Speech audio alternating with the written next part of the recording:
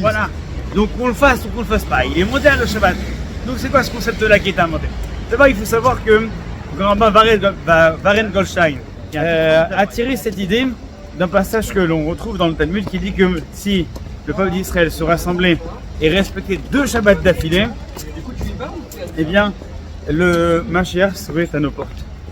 Et donc effectivement, la question qu'on peut se poser c'est un Shabbat déjà, c'est suffisamment bien. Pourquoi 2 Shabbats d'affilée? Eh bien en fait tout simplement parce que nous ce qui nous intéresse toujours c'est la conséquence des événements. C'est pas le tout. Prenez par exemple Yom Kippour. Yom Kippour c'est une fête qui est exceptionnelle.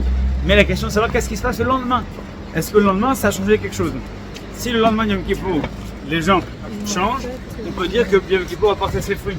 Si par contre la personne est la même, est-ce que ça a vraiment eu un impact?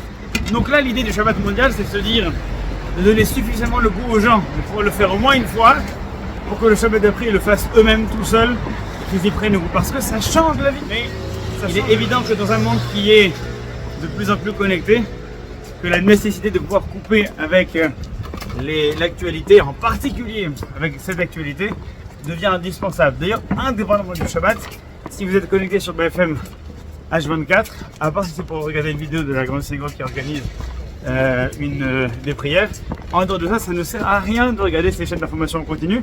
Et si on a en plus le Shabbat qui nous invite à ne pas le faire, alors dans ce cas-là, c'est l'occasion de mêler l'utile à l'agréable. Cette retraite numérique est plus que bienvenue et en réalité c'est un temps de césure complet. Un temps de césure que nous allons remplacer avantageusement par un temps d'échange avec nos familles, mieux que ça avec les amis.